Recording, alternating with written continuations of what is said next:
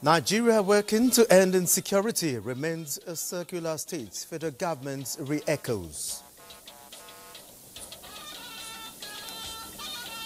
This is a multi-faith country guaranteed by our constitution, and we have to continue to guarantee the safety of lives and property of people wherever they are.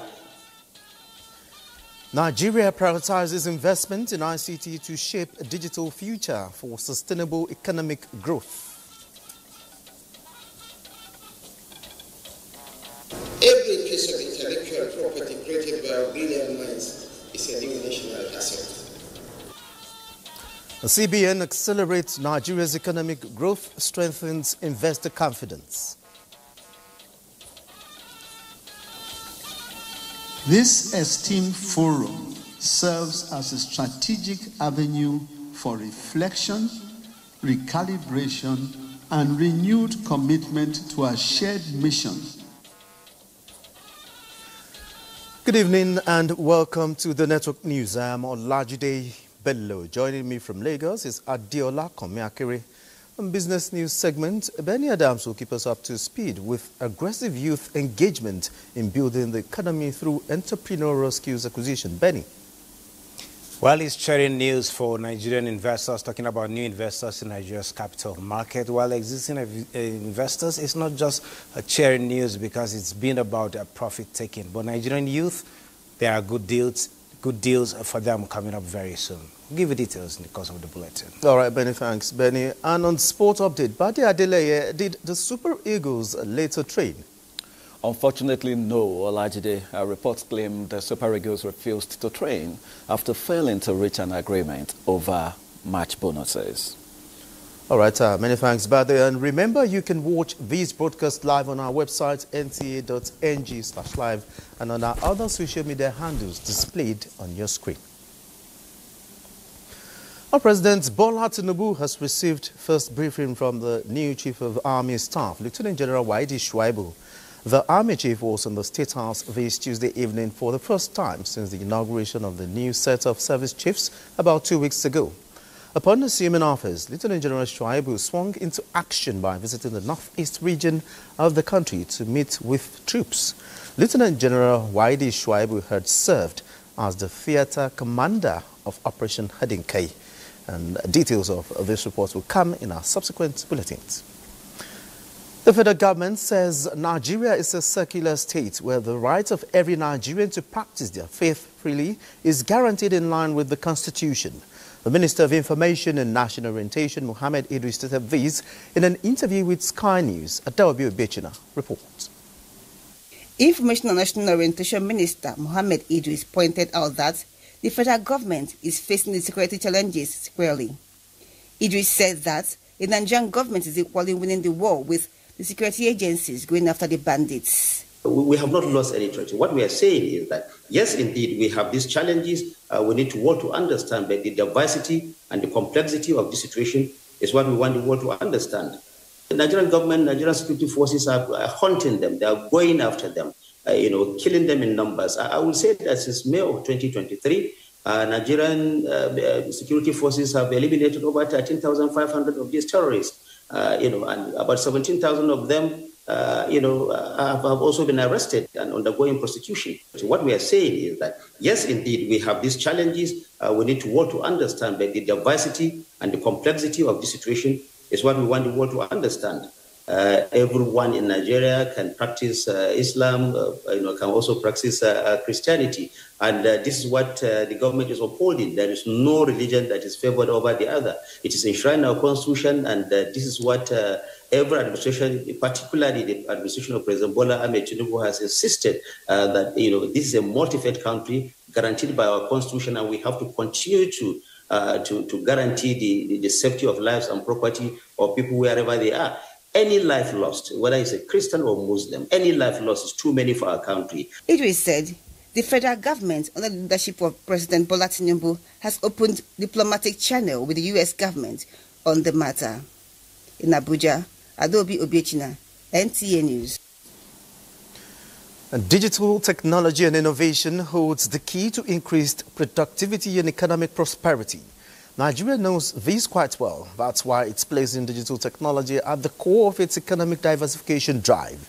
At the Digital Nigeria International Conference and Exhibition, the Vice President Kashim Shettima says in shaping the nation's digital future, the federal government is prioritizing investments in ICT, infrastructure literacy and skills acquisition to build a digital system that will be accessible to all and can sustain economic growth. Chimdima Ndubisi will tell us more. Nigeria's digital footprints are making bold impressions on the global stage, especially its fintech innovations. 5 out of 9 digital technology companies in Africa, known as unicorns, are owned by Nigerians.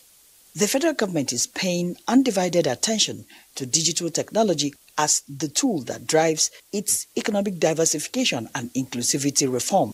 So as the World Bank invests in the bridge project of nationwide fiber optics deployment, the organization's highest digital investment portfolio globally, Vice President Kashim Shettima describes the project as a strategic drive to extend internet access to every part of the country, particularly rural communities. The digital success we seek is one where the farmer in Corona border can access real-time market data to sell his harvest at a fair price. Why a young woman in Abuja can work remotely for a global company because she has connectivity and the skills to compete. And now we are opening the next frontier. We are in the advanced stage of passing the national digital economy and e-governance bill into law. You, the innovators, are the engine that will drive Nigeria away from over-dependence on penile resources and towards an infinite one, which is human creativity. We must make technology ubiquitous so that our farmers can also leverage these innovations to improve productivity. The President has mandated that we must also invest in 4,000 new telecommunication towers, because there are 20 million Nigerians who live in communities without access to any form of telecommunications.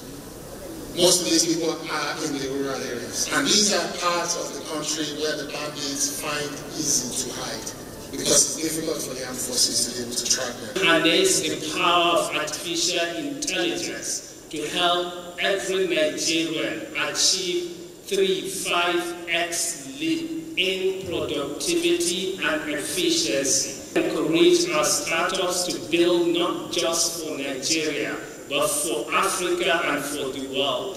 Digital Nigeria provides a platform where innovators, policymakers, and investors come together to chart Nigeria's digital future, built on connectivity, innovation, and sustainable economic prosperity. In Abuja, Chimdima Ndubisi, NTA News. Now, as we told you earlier, President Bola Tinubu has received first briefing from the new Chief of Army Staff, Lieutenant General Waidi Shuaibu. The Army Chief was on the State House this Tuesday evening for the first time since the inauguration of the new set of service chiefs about 2 weeks ago. Upon assuming office, Lieutenant General Shuaibu swung into action by visiting the northeast region of the country to meet with the troops.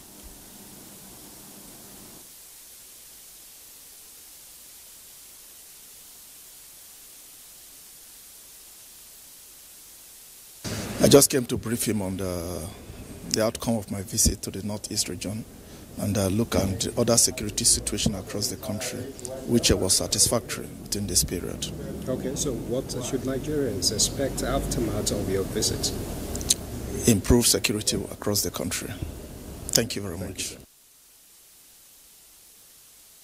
Abu had served as the theatre commander of Operation Hardin K. After the National Assembly, Senate is working on a legislation that proposes earmarking of excise duty on non-alcoholic carbonated or sweetened beverages to the health sector. National Assembly correspondent Lami Ali reports opinions were divided during debate on the bill due to perceived implications.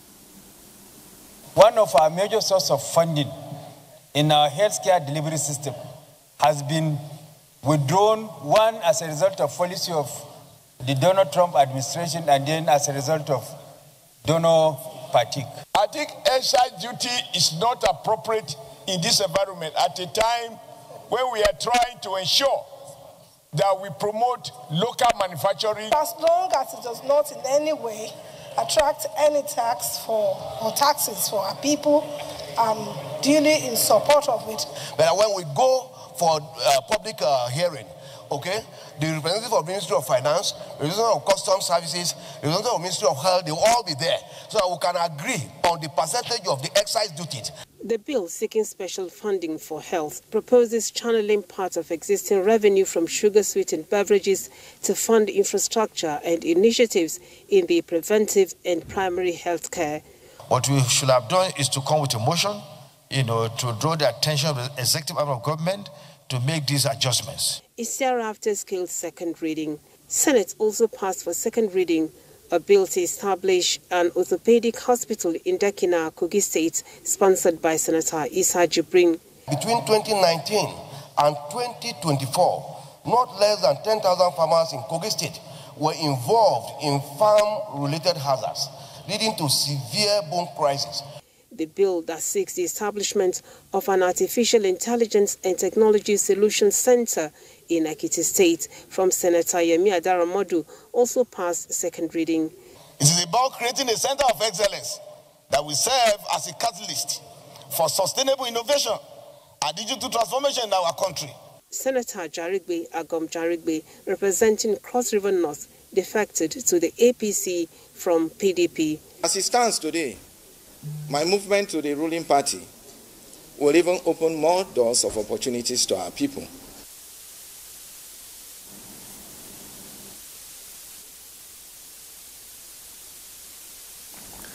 The House of Representatives is moving to tackle border security issues with the Ministry of Interior proposing a comprehensive national policy to address security challenges along the country's land borders. The proposal includes reviewing the ECOWAS Free Movement Protocol to curb cross-border crimes. National Assembly correspondent Mitairi Ikben reports. This meeting between lawmakers and stakeholders in Nigeria's border security architecture stems from escalating cross-border crimes and the need to nip them in the bud. Everyone agrees that the porosity of the nation's borders is compounded by inadequate personnel and technology to checkmate cross-border crimes.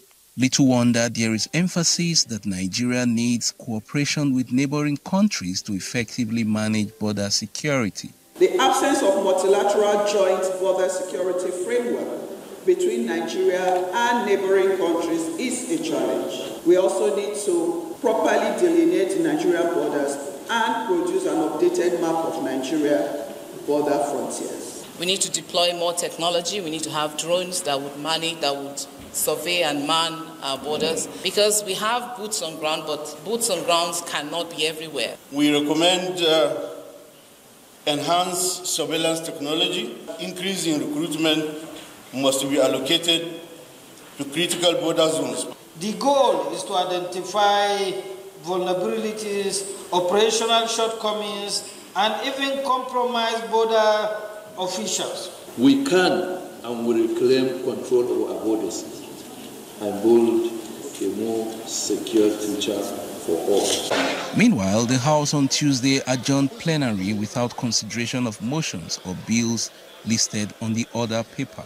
This was after an extensive closed-door session. From the National Assembly, Mitaire Ikben, NTA News. Away from the National Assembly, the quest for gender equity in Nigeria hits a major milestone with the inauguration of Senator Oluremi Tinubu Gender Center of Excellence at the National Institute for Policy and Strategic Studies, Kuru, Plateau State. Nigeria's First Lady, Oluremi Tinubu, while inaugurating the center, says efforts to dismantle stereotypes against women and promote inclusion must be a shared national agenda. State House correspondent Adeniyi Taiwo reports.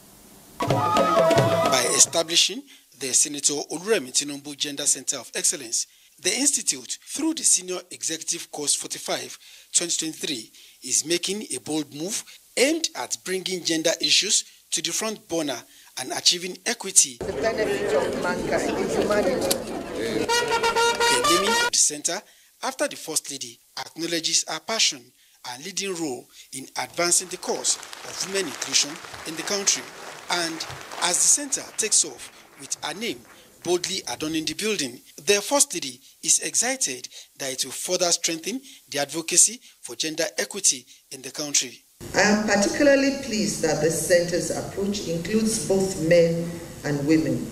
Actual progress will come when both genders stand as allies working together to dismantle stereotypes, open opportunities, and strengthen our collective humanity. Having some of the best minds in the country and even beyond come together in this center as a think tank to ruminate over gender issues and chart new ways forward is a big win for women, and for a gender advocate such as the First Lady, this is a huge step forward.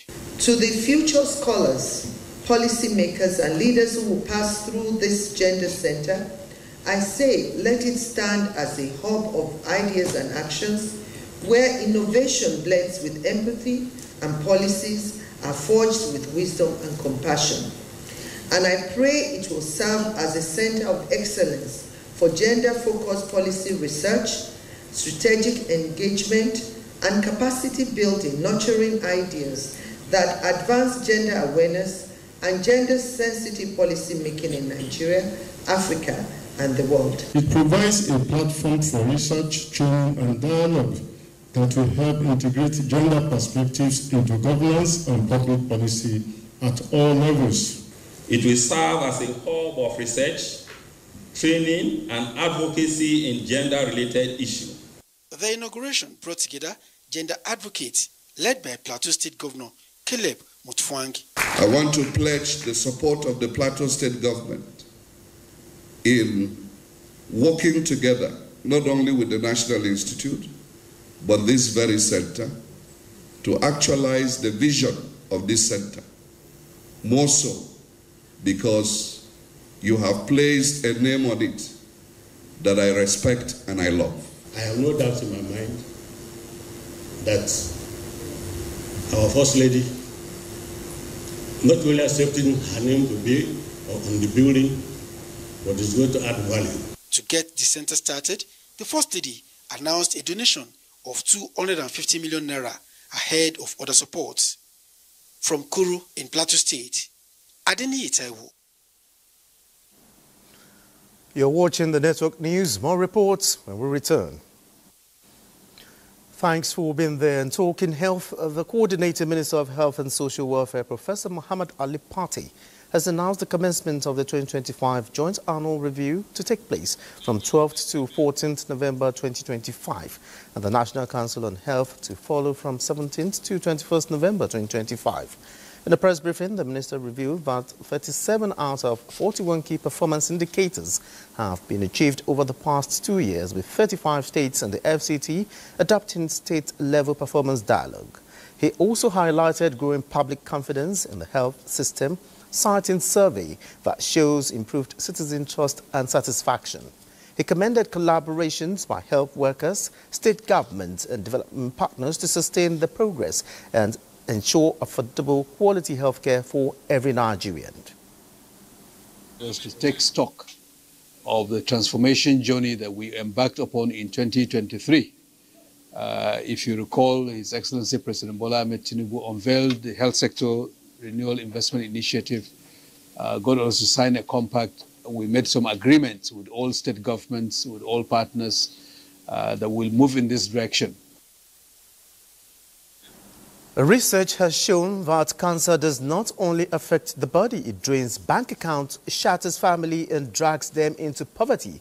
As a way of intervention, Medicaid Cancer Foundation has stepped in to give succor to some cancer patients with 100 million naira disbursement. Uche Ogochukwu tells us more. 6-7 years ago, on my right breast, there was a tiny bean-sized lump that was there. And I actually didn't pay attention to it because I never knew that men can actually have breast cancer. 49-year-old Jacob Omonade was diagnosed with breast cancer in 2024 and has already spent about 18 million naira for treatments, turning his savings to debts. Reasons for many late or abandoned treatments. Cancer is very toxic. I've lost money, I've lost relationships, I've lost a bit of my self-confidence. The Medicaid Cancer Foundation's tranche of 100 million naira is now reaching 60 patients like Jacob and Gloria, covering treatment cycles. I see how it's done in other high-income countries. I know that Nigeria is a country that has great potential, that has the resources, particularly with regards to human power. About 125,000 new cases recorded annually in Nigeria, and only a fraction of funds available. The need far exceeds supply. The government is doing its own to actually put more funds, into the program. So if we are able to strengthen this community awareness and strengthen our primary health care system to be able to respond in early detection and early referral, we are going to reduce the burden. The message is clear. Early detection and treatments save costs and lives. Medicaid Cancer Foundation supporters were recognized for their contributions. Uche Ugochukwu, NTA News. The National Drug Law Enforcement Agency, NDLA, is working with the United States Drug Enforcement Administration, DEA, and the United Kingdom National Crime Agency, NCA, to unravel the cartel behind the importation of 1,000 kilograms of cocaine recovered from a container at the Tinkan Island port in Lagos. The consignment was discovered in an empty container last weekend as joint examination by stakeholders confirmed the shipment to be cocaine. As a result of the large quantity of the recovered Class A drug, which is worth more than 338 billion naira in international markets and global dimension to the cocaine cartel, the NDLA is currently working with its US and UK counterparts on what it described to be the largest single seizure of cocaine at the Tinkan Port, Lagos, to ensure no stone is left unturned to bring all the masterminds of the consignment to book, wherever they are located across the globe. Nigeria's journey to price stability and sustained prosperity is gathering new momentum. At the 2025 Central Bank of Nigeria Annual Executive Policy Seminar in Abuja, the spotlight fell on disinflation and economic growth acceleration. Beyond numbers, the forum highlighted strategies to sustain the gains of CBN's monetary reforms and strengthen investor confidence while stressing coordinated action, productivity-driven expansion and policies that can transform ambition into measurable progress for Nigeria's economy. Musa Abubakar reports. In this CBN building, economic minds converge once again, not just to talk numbers, but to chart the nation's future. It is the 2025 Central Bank of Nigeria Annual Executive Policy Seminar. Theme, deepening reforms, paths to disinflation and sustainable growth. With progress made on price stability and strengthening the financial sector, this year's seminar asks a defining question: how can Nigeria turn policy into progress and stability into sustained growth? This esteemed forum serves as a strategic avenue for reflection, recalibration, and renewed commitment to our shared mission of guiding Nigeria's economy towards resilience, stability. From taming inflation to strengthening the naira, the central bank's reform agenda is finding new pathways, powered by collaboration, fiscal discipline, and innovation. What Nigeria needs at this stage is a unified national framework that integrates both monetary and fiscal levers to drive non-inflationary growth and structural transformation. We came together, the Central Bank and Ministry of Finance, to co-create and co-author a document that we call the Disinflation and Growth Acceleration Strategy. Through effective monetary policy, transparent communication, robust foreign exchange market reforms, and strengthened regulatory oversight, the bank will continue to lay the foundation for macroeconomic resilience. The forum is expected to come up with critical pathways that will consolidate on economic gains achieved. In Abuja, Musa Abubakar, NTA News. Gombe State Executive Council has approved the 2026 proposed fiscal document. Emmanuel Akila reports that the council also ratified memoranda from other ministries and agencies for development projects across health, works and infrastructure. 10 days after galvanizing submissions of the citizens of Gombe State for the 2026 budget, the Ministry of Budget and Economic Planning presents a draft copy to the council for approval. After lengthy deliberations, observations and inputs collected from all council members that have spoken. We finally, or the council finally, approved the draft budget. Other endorsements include construction of new deputy governor's office, approval for the completion of the mega colleges across the 3 senatorial zones, establishment of fire service permanent headquarters, and construction of police station at Shehu Abubakar district.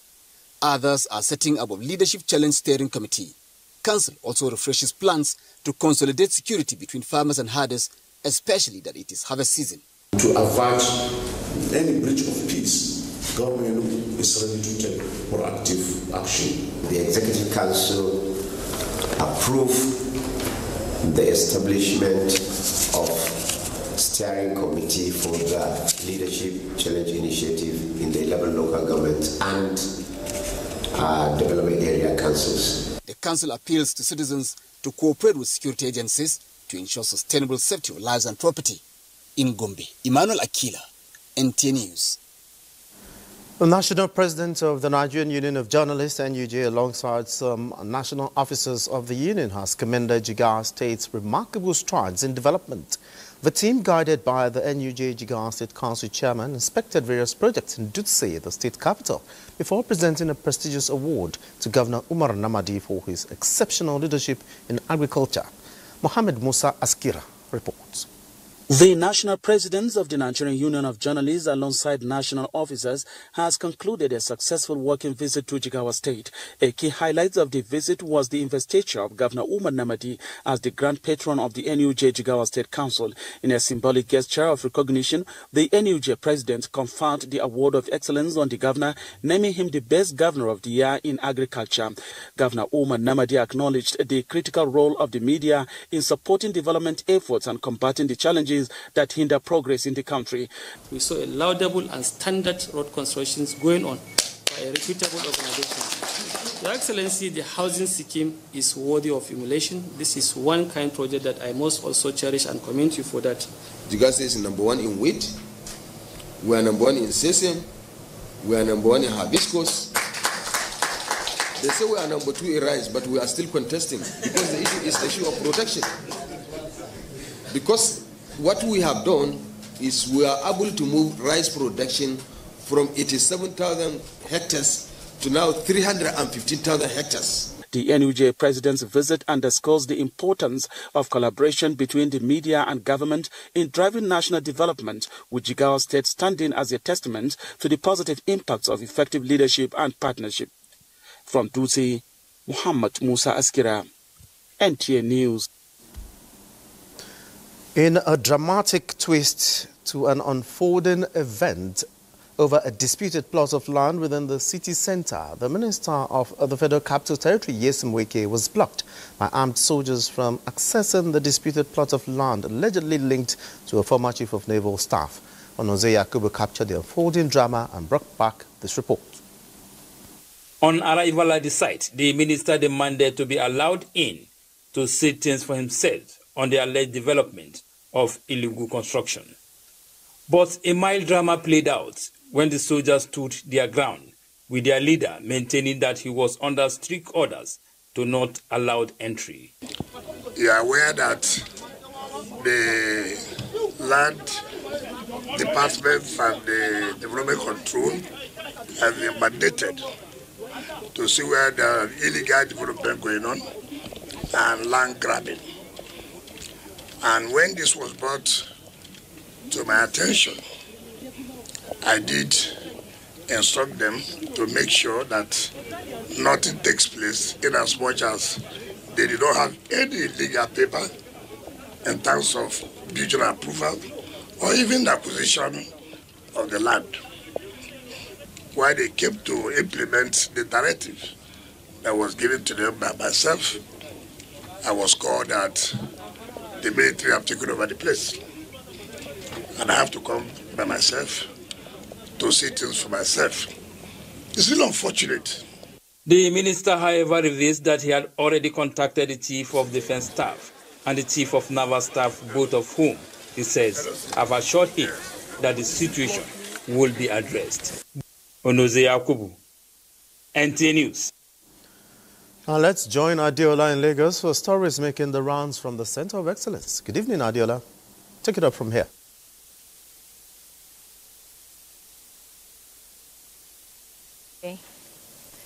The Nigeria Deposit Insurance Corporation, NDIC, has reiterated its commitment to protecting depositors' funds and ensuring financial stability in the country.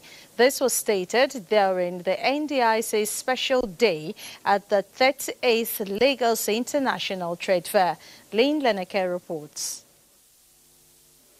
With over 3 decades, the NDIC has worked tirelessly in promoting stability of the banking sector by providing strong and consistent layers of protection for depositors' funds.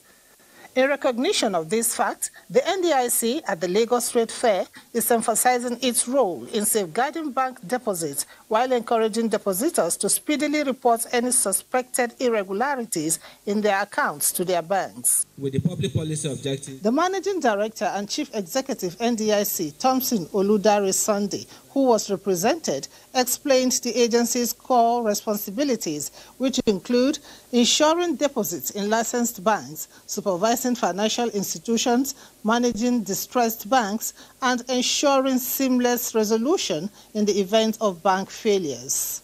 The NDIC works in close collaboration with CBN to maintain banking sector stability, enforce regulatory compliance, and ensure effective oversight of deposit-taking institutions. Our tagline, protecting your bank deposits, reflects our commitment to financial inclusion and stability. With the theme, connecting businesses and creating value, Lagos Chambers of Commerce and Industry's major uniqueness gives exhibitors the platform to showcase the different sectors of the economy. The NDIC must continue to evolve in responding to the emerging reality. Key priorities should include increasing the deposit insurance coverage limit to reflect current economic reality, stressing digital infrastructure. The NDIC Special Day at the Lagos International Trade Fair gave consumers the opportunity to participate in a draw, which saw winners going away with mouth-watering gifts. In Lagos, Lynn Lenake, NTA News. The Nigerian Content Development and Monitoring Board is empowering young Nigerians with practical income-generating skills in a bid to curb youth unemployment and promote self-reliance.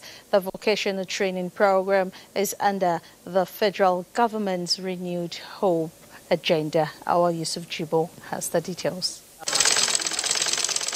Following the sessions on fashion design, the emphasis has shifted now to welding and fabrication, one of the most sought-after technical skills in today's industrial landscape.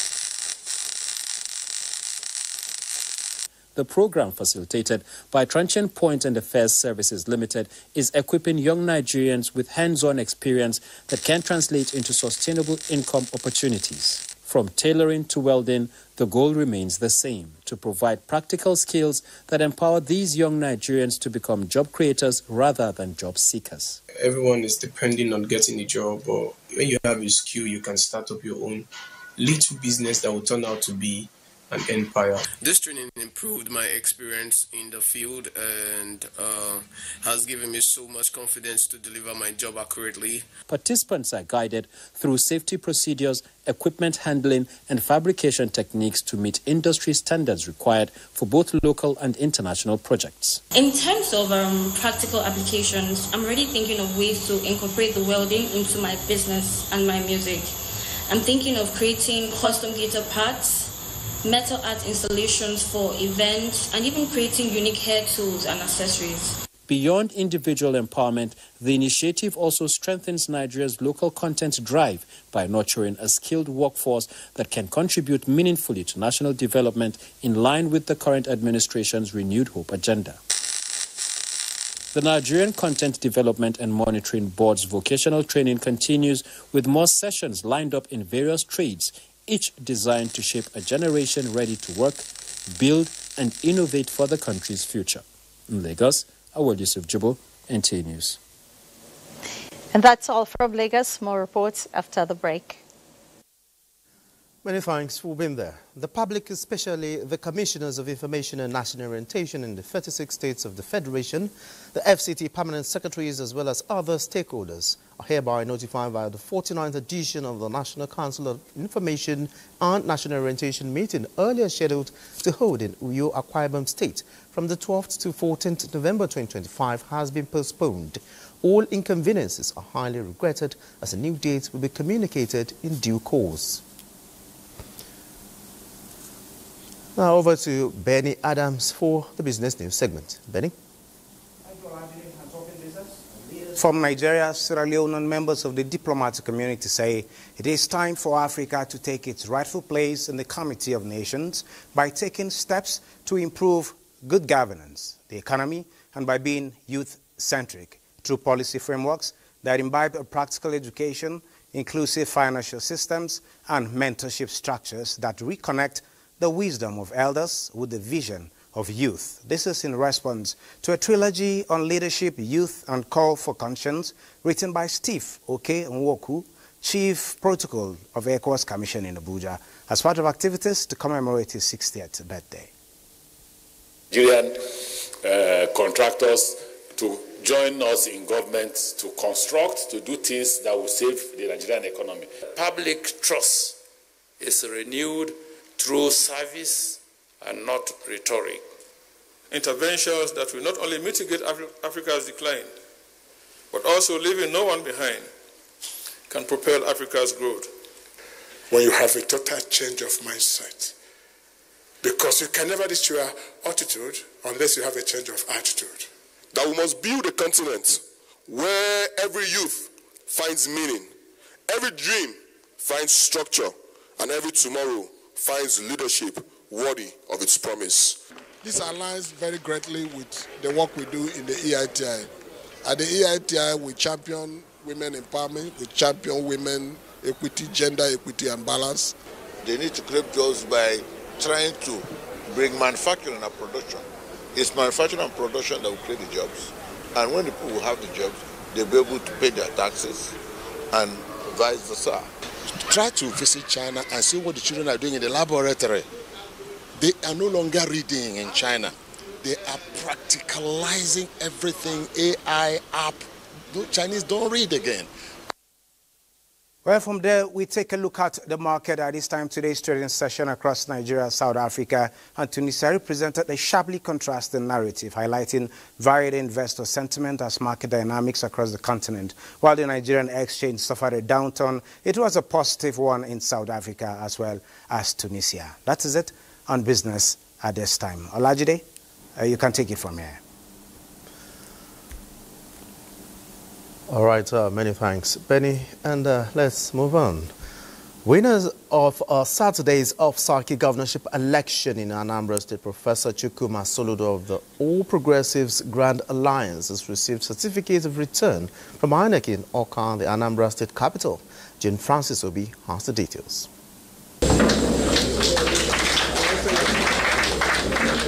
The governor-elect, Professor Charles Chukwuma Soludo, stated that the victory belongs to the people of Anambra State. He appealed to the other candidates to set aside their differences and collaborate to advance the state. We want to pledge to all of you that we will continue to work 24/7, not to let you down. Anambra is on the rise and will continue to be on the rise. Professor Charles Chukwuma Soludo of the All Progressive Grand Alliance has emerged the winner in the just concluded November 8th governorship election in Anambra State, adjudged by many as free, fair, and credible. In Awka, Jane Francis Obi, NTA News. And dignitaries from all walks of life today converged on the palace of the Emir of Ilorin, Dr. Ibrahim Sulu Gambari, for a special prayer session to mark his 30th year anniversary on the throne. A cross-section of those in attendance described the monarch's 30 years reign as peaceful and impactful.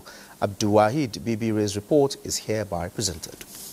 Sons and daughters of the Ilorin Emirate Council, first-class traditional rulers, traditional chiefs and prominent Islamic clerics, as well as friends and well-wishers of the Emir, were all present to rejoice with him as he marked 30 years on the throne.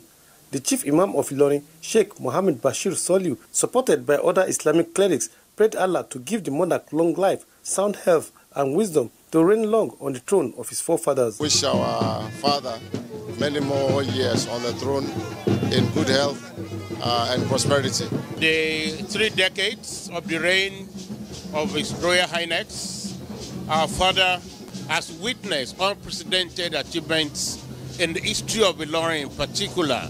Ilorin has really transformed from a city that was yearning for development now to the hub of development. Until his emergence as the 11th Emir of Ilorin in 1995, Alhaji Ibrahim Sulu Gambari, who is the chairman, Kwara State Council of Traditional Chiefs, was a retired justice of the Federal Court of Appeal.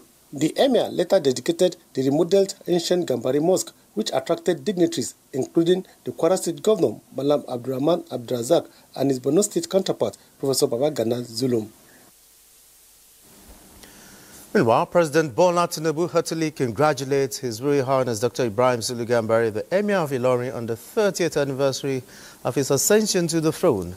The President highlights the courage, integrity, sense of justice and fairness that have characterized Emir Sulu Gambari's reign in the last 30 years. Nothing that Emir Gambari has partnered with successive administrations in Kwara State to engender peace and stability in Ilorin and beyond, which paves way for unprecedented development witnessed in the city.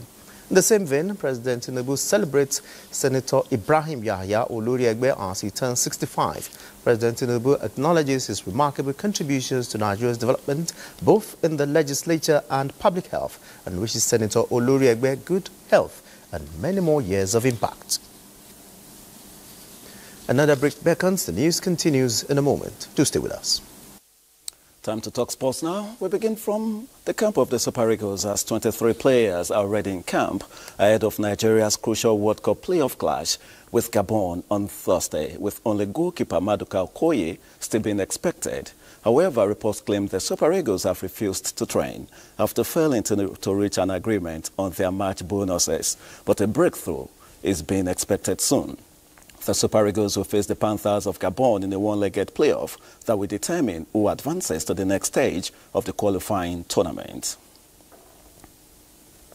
To women's football now, the Nigerian Under-20 women's national team, the Falconets, claimed the 2025 WAFU Zone B Under-20 Girls Cup after a commanding 3-0 victory over the Black Princesses of Ghana on Tuesday in Benin Republic with a game to spare. Already confirmed as champions, the Falconets will wrap up their campaign against host Benin Republic on Wednesday. And down to Riyadh in Saudi Arabia, where Sarah Matthew on Tuesday won gold and 2 silver medals at Islamic Solidarity Games. Matthew won gold in the women's 77 kilograms weightlifting snatch.